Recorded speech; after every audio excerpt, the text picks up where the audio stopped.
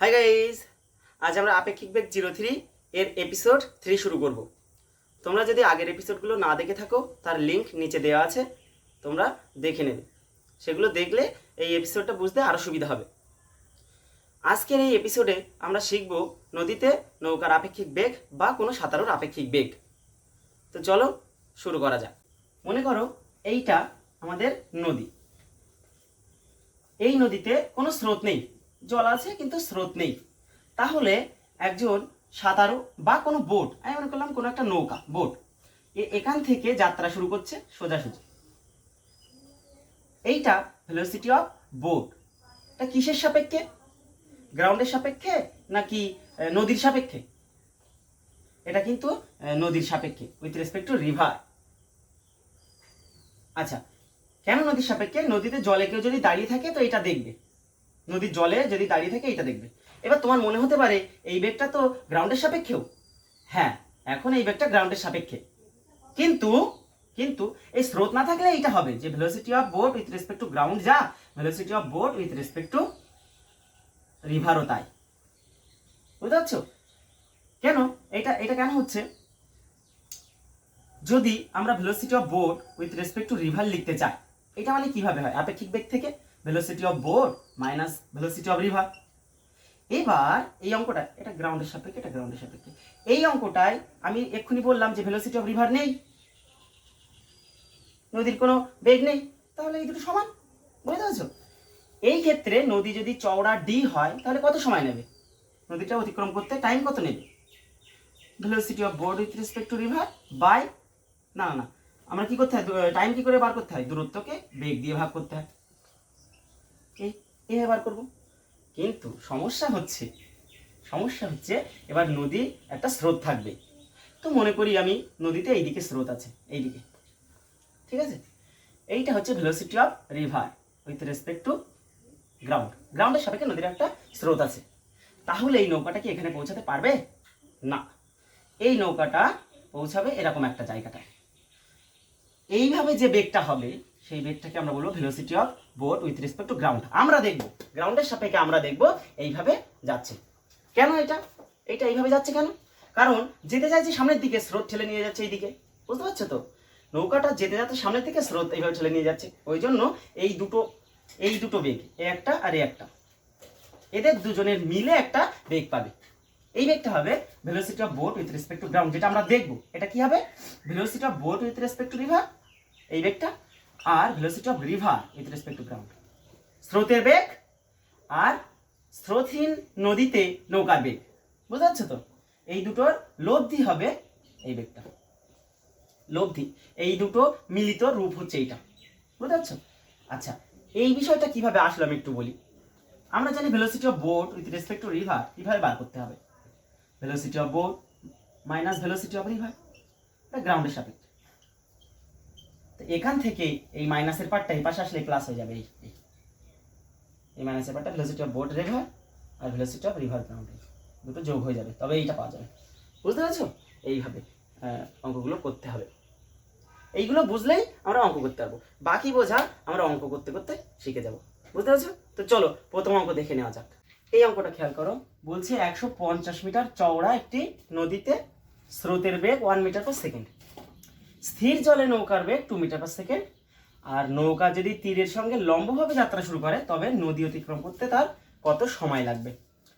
আচ্ছা, এই হলো আমাদের নদী। এটা কত মিটার চওড়া?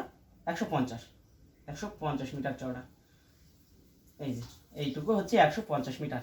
এবার সময় কত লাগবে? সময় কি করে বার করতে হয়? এমনি সময়, দূরত্বকে আমাদের ভাগ করতে হয় বেগ দিয়ে। দূরত্ব তো জানি যে 150 মিটার যাত্রা করতে হবে, আর বেগ কত? দেখো এখানে কি কি বেগ দেওয়া রয়েছে। বেগ দেওয়া আছে ভেলোসিটি অফ রিভার, নদীর বেগ মানে স্রোতের বেগ, এটা উইথ রেসপেক্ট টু গ্রাউন্ড দেওয়া আছে কত? 1 মিটার পার সেকেন্ড।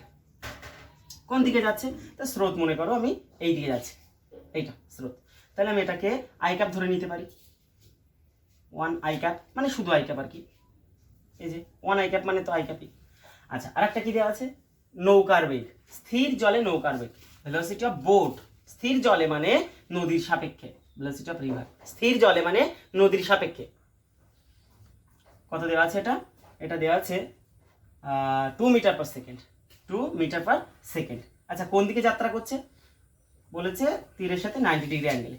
এইভাবে যাত্রা করবে, এইভাবে যাত্রা শুরু করবে। এইটা হচ্ছে ভেলোসিটি ওয়েভ। এটাকে আমি জে ক্যাপ ধরে নিতে পারি, ওয়াই অক্ষ বরাবর যাচ্ছে জে ক্যাপ। এইটা ভেলোসিটি অফ রিভার মানে স্রোতের বেগ, আর এইটা হচ্ছে velocity of boat with respect to river মানে নদীর সাপেক্ষে আমাদের নৌকার বেগ। তো এ আলটিমেটলি কোথায় গিয়ে পৌঁছাবে? এরকম একটা জায়গায় গিয়ে পৌঁছাবে।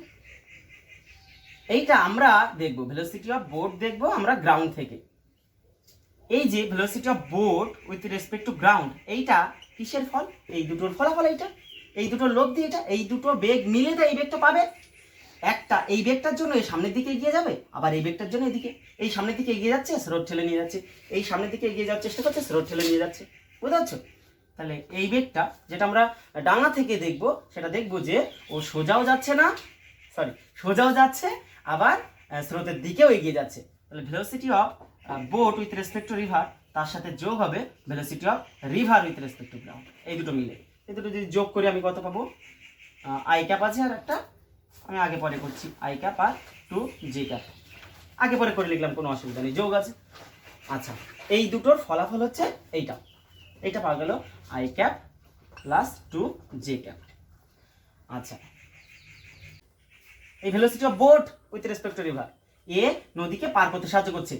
এই যে ভেলোসিটি, স্রোতের যে বেগ, এ তো শুধু ঠেলে নিয়ে যাচ্ছে ওদিকে, এর কোনো কাজ নেই এখানে। নদী পার করার ক্ষেত্রে এর কাজ নেই, এ শুধু নৌকাকে ঠেলে নিয়ে যাচ্ছে, কিন্তু নদী পার করছে তো এ।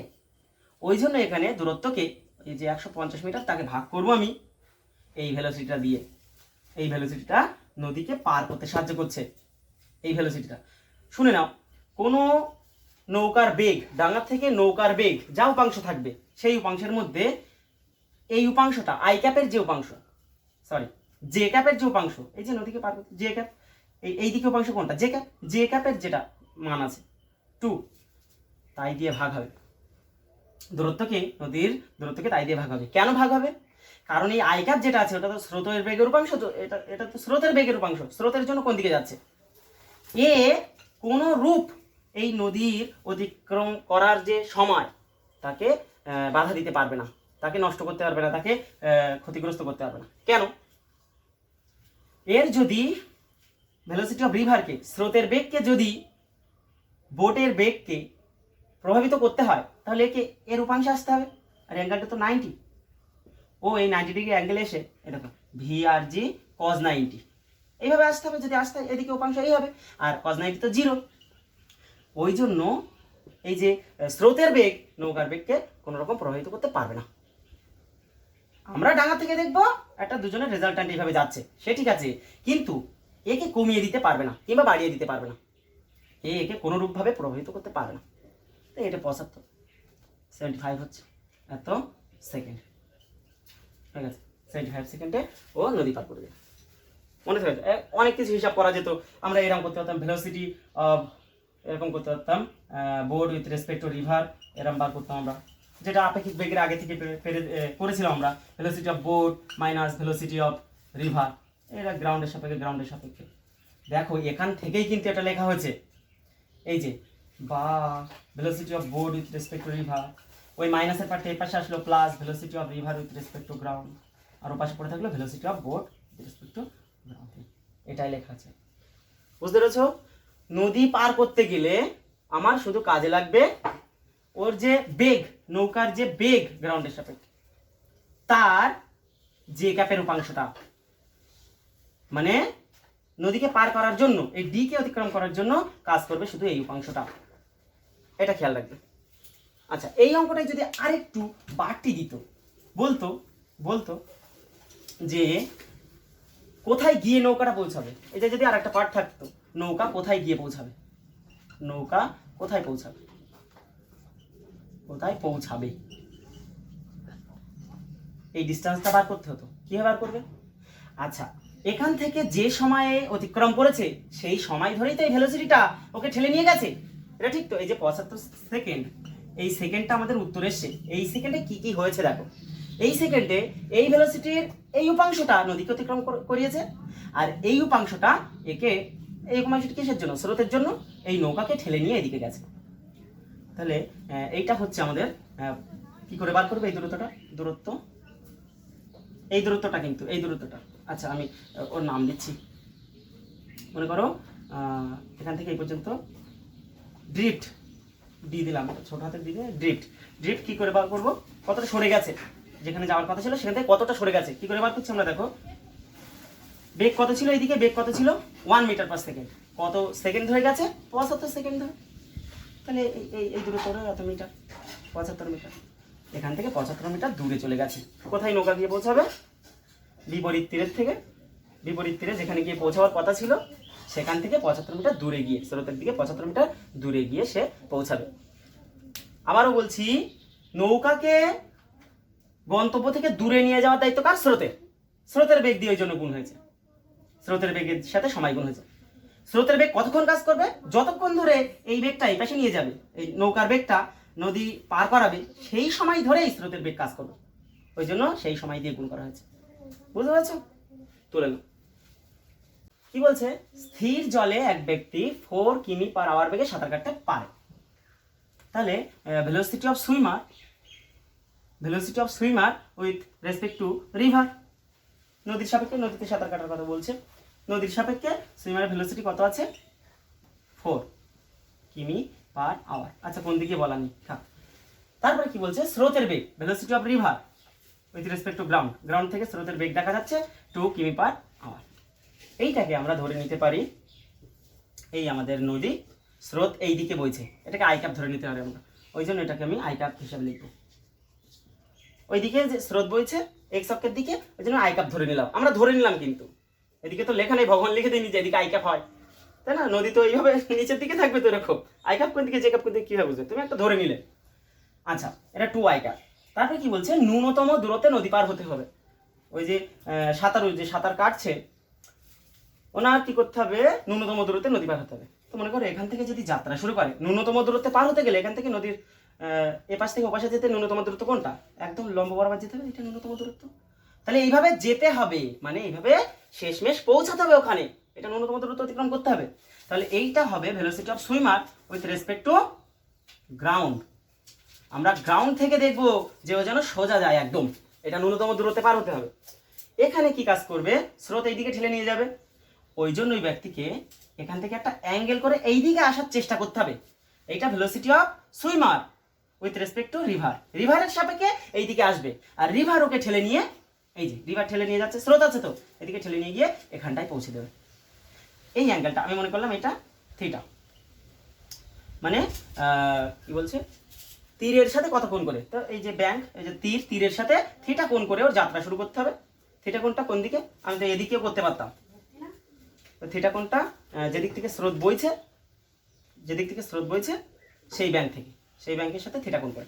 আচ্ছা এখান থেকে এটা কি? Velocity of river with respect to ground বলা আছে। এটা কত বলা আছে? আচ্ছা এটা থিটা অ্যাঙ্গেল করে, তাই তো? এটা থিটা অ্যাঙ্গেল করে, এর ভেক্টর রূপ কিভাবে হবে এটা একটু বলো।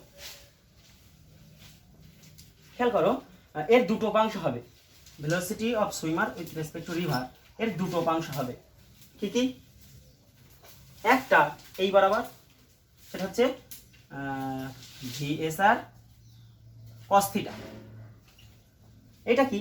এই দিকে আসে, মানে minus I cap, minus I cap. আর একটা কি?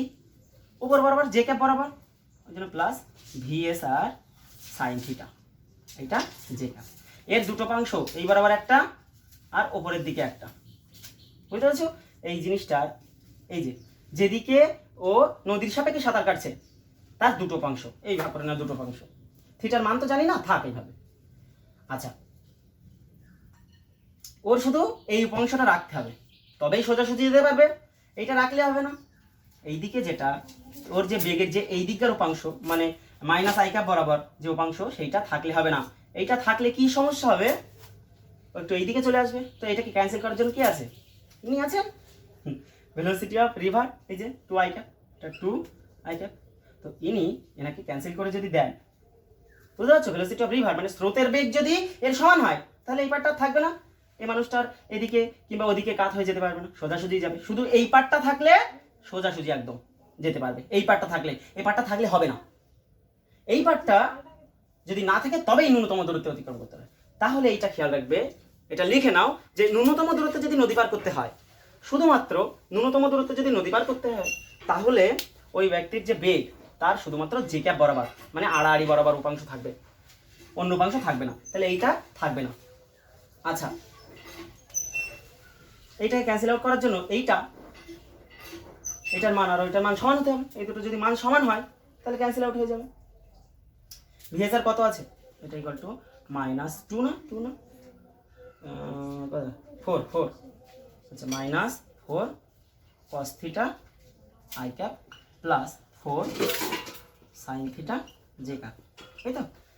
এটা হচ্ছে এইটা, আর একটা এই দেওয়া আছে, এই দুটো দেওয়া আছে, বাকিগুলো মুছছে আমি। এটা velocity of swimmer with respect to river, বাকিগুলো মুছে দিচ্ছি আমি।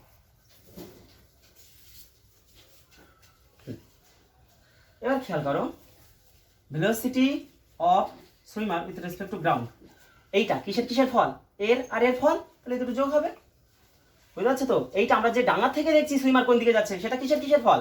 এইটা আর এইটার ফলাফল। এই দুটো মিলে তাই এই বেগটা পাচ্ছি আমরা। এই বেগটা যেটা চেষ্টা করছে সাঁতারু, আর স্রোত যেটা কাজ করছে স্রোত, এই দুটো মিলে তাই এই বেগটা হচ্ছে আমরা ডাঙা থেকে দেখছি। তাহলে এই বেগটা এর আর এর লব্ধি, তাহলে এইটা এই দুটো যোগ হবে। আই সাথে আই যোগ হবে কত? 2i ক্যাপ, তার সাথে এইটা যোগ হচ্ছে, এটা তো মাইনাস আছে, -4 cos থিটা আই ক্যাপ।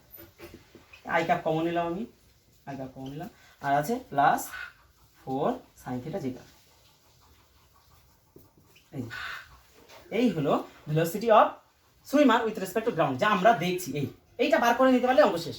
এটা ন্যূনতম দূরত্বে পার হতে হবে তো, তাহলে এই আই ক্যাপের উপাংশ থাকলে হবে না। আই ক্যাপ থাকলেই তো সুইমারের, যদি আমরা যে গ্রাউন্ড থেকে দেখছি, তার সেই সুইমারের বেগে যদি আই ক্যাপ বরাবর উপাংশ থাকে, তাহলে ও স্রোতের দিকে না হয় বিপরীত দিকে চলে যাবে। বুঝতে পারছো? এইটাই তো স্রোতের দিকে নিয়ে যায়, না হয় বিপরীত দিকে নিয়ে যায়। বুঝতে পারছো তো? বিপরীত দিকে নিয়ে যাবে যদি বেশি হয়, এর এই উপাংশটা যদি বেশি, এই উপাংশটা যদি স্রোতের থেকে বেশি হয়, তো এইদিকে সরে আসবে। এ নিয়ে চাপ নেই। সব ক্ষেত্রে যে এইটার স্রোত সমান হবে, কিংবা স্রোত সবসময় বেশি হবে এই উপাংশের থেকে, স্রোত বেশি হলে ও স্রোত ওই দিকে নিয়ে যাবে।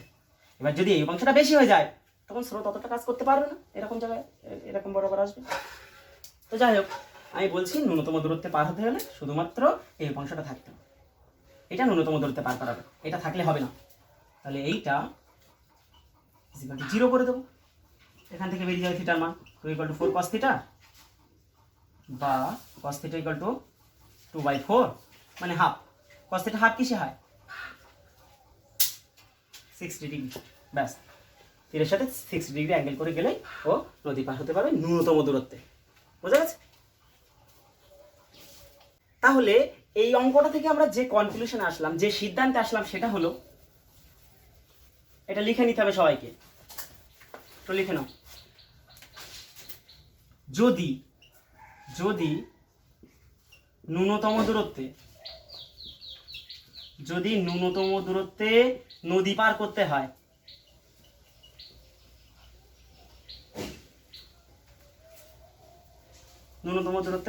করতে হয়, তবে ওই যে velocity of swimmer with respect to ground এর, কিংবা velocity of boat with respect to ground, নৌকার অঙ্কও যদি থাকে, এর তো দুটো উপাংশ থাকবে সব ক্ষেত্রে না, যেখানে যেখানে দুটো উপাংশ থাকবে। Velocity of swimmer with respect to ground, এর সাথে একটা আই ক্যাপের উপাংশ থাকবে, আর velocity of swimmer with respect to ground, এর সাথে একটা জে ক্যাপের উপাংশ থাকবে। মান দুটো আলাদা আলাদা, দুটো একই ধরা হয়ে গেছে। মনে করো U I cap V J cap, এখানে U I cap plus V J cap, মনে করো এই দুটো উপাংশ আছে। তাহলে ন্যূনতম দূরত্বে যদি নদী পার করতে হয়, তাহলে তোমরা কি করবে? কোনটা 0 করতে হবে? এই আই ক্যাপের পার্ট 0, এখান থেকে করবা ইউ 0, এখান থেকে কি করবা? ইউ 0 করে দেওয়া। আই ক্যাপের পার্টটা আমরা 0 করে দেব, মানে স্রোতের দিকে বা বিপরীত দিকে এর বেগের যে উপাংশটা থাকবে সেটা 0 করে দেব। তবেই ইনি আমাদেরকে নদী পার করিয়ে ন্যূনতম দূরত্ব পার করাবেন। বুঝেছো? এটা লিখে নাও।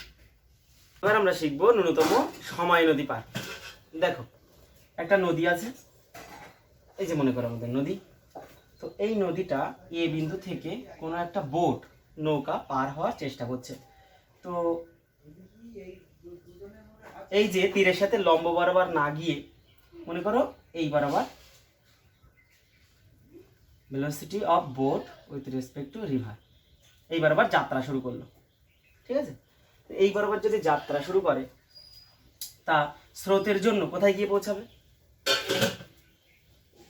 অনেক হতে পারে। দেখো স্রোতের জন্য এইভাবে ঠেলে নিয়ে যাবে, তো স্রোত যদি বেশি না থাকে তো এখানে এখানে এখানে স্রোত যত বেশি হবে তত এর জায়গা সরে যাবে এদিকে, মানে এর গন্তব্য যাওয়ার ওই পাশে যাওয়ার কথা। তো এই স্রোত যদি না থাকে একদম এই বরাবর আসবে, এ থেকে বিতে আসবে। স্রোত যদি না থাকে এ থেকে বিতে আসবে।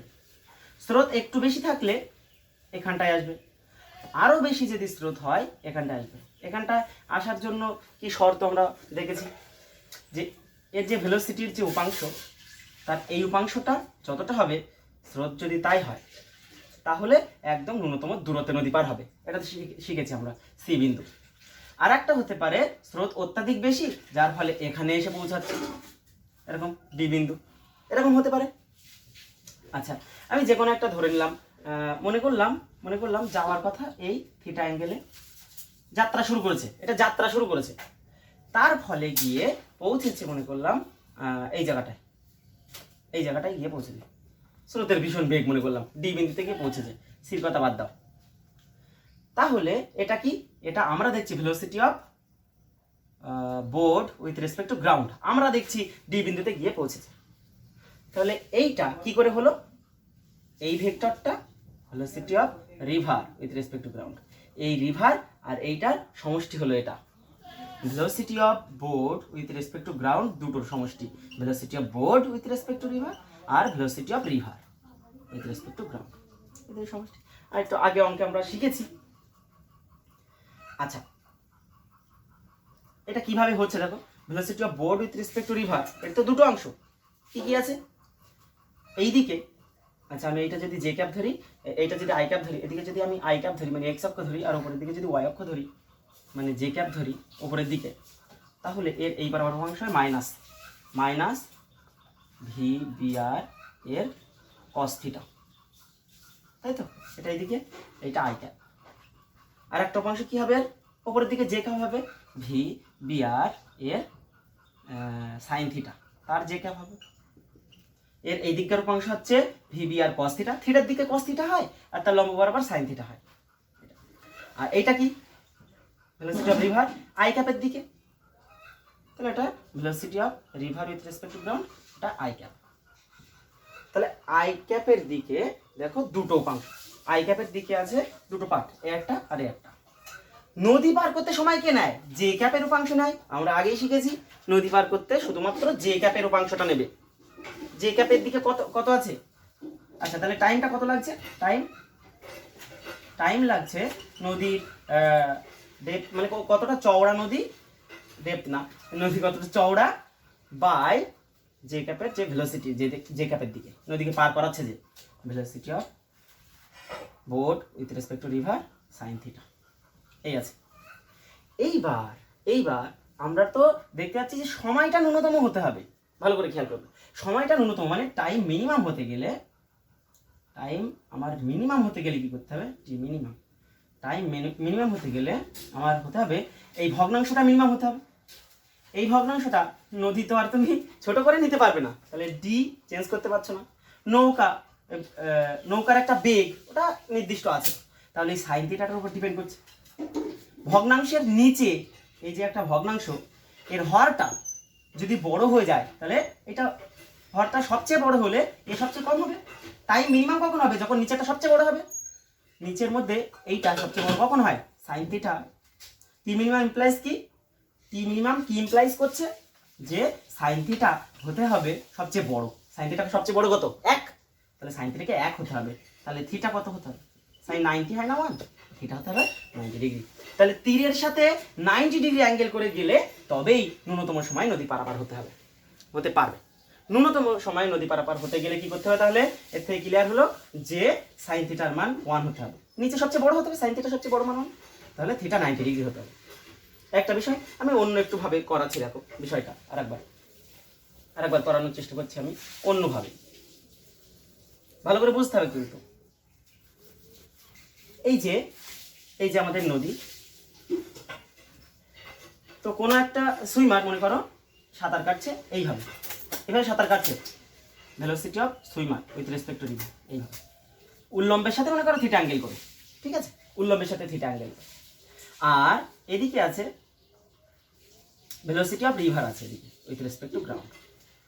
তো মনে করো নিয়ে যাচ্ছে, কোথায় নিয়ে যাচ্ছে, এখানটায় নিয়ে যাচ্ছে, একদম ন্যূনতম দূরত্বে পার করাচ্ছে।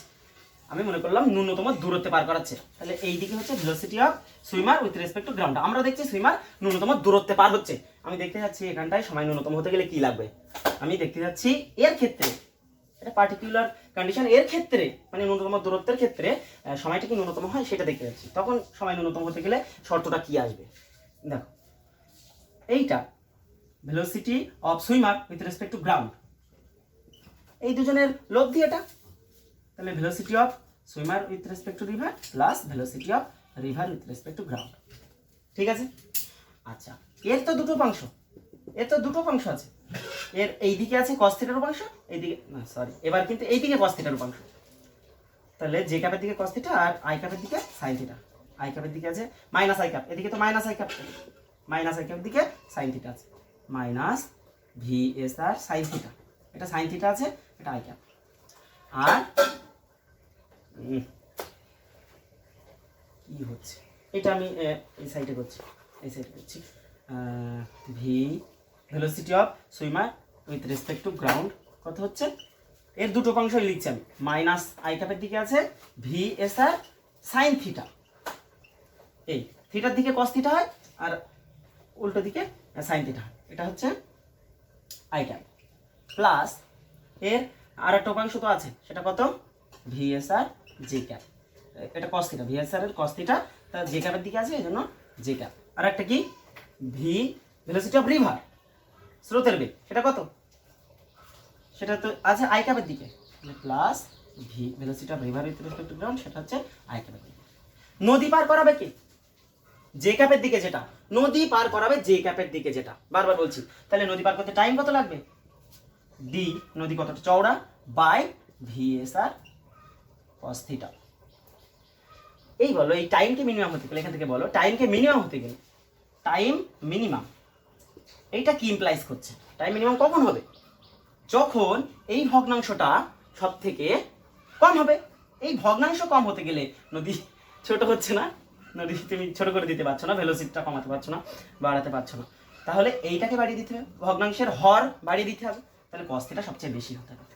cos থিটা কখন বেশি হয়, হচ্ছে 1 বেশি হয়, cos থিটা 1 কখন, থিটা যখন 0 ডিগ্রি, থিটা 0 ডিগ্রি মানে এবার কিন্তু আগেরবার বলেছিলাম থিটা 90 ডিগ্রি মানে তীরের সাথে 90 ডিগ্রি অ্যাঙ্গেল, আর এবার বলছি উল্লম্বের সাথে 0 ডিগ্রি অ্যাঙ্গেল, বিষয়টা একই তো।